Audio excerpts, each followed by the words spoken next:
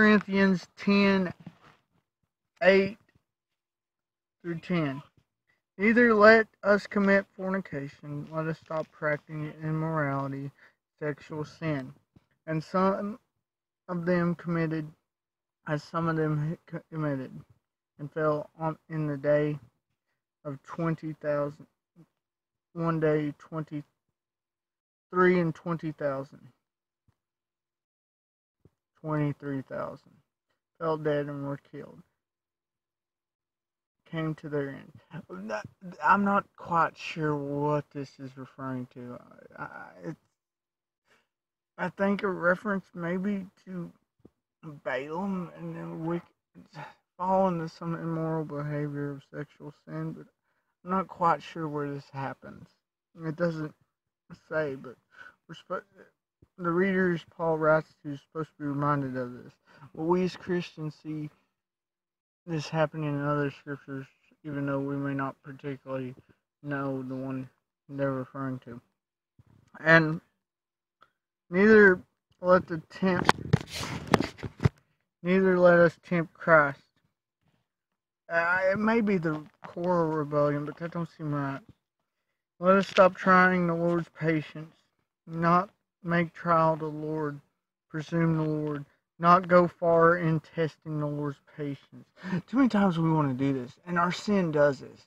The idea is, okay, we have grace, but how far does grace go? Well, if we're asking that, we're asking a wrong question, something we shouldn't. We're considering testing God to begin with if we're asking that.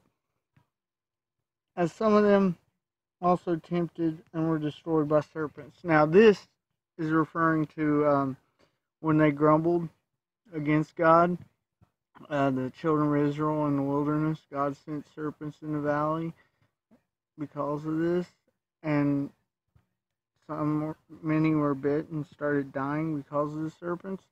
And so there was a serpent put on a pole, and if they were bit, they'd look to it and would not die. A reference to the cross there, but still, there was some that died before this was done, which shows judgment also, because of them testing God. It means that if we test God, we can repent, we can turn to Him, but we don't need to be testing Him to begin with, because there's punishment with it. Neither murmur ye, as some also murmured and were destroyed of the destroyer. This could be, again, I believe all this is children of Israel in the first five, in the Exodus or Numbers or Deuteronomy events. Because I believe this murmuring's what happened with Korah, where they were saying, okay, Moses don't know what he's doing.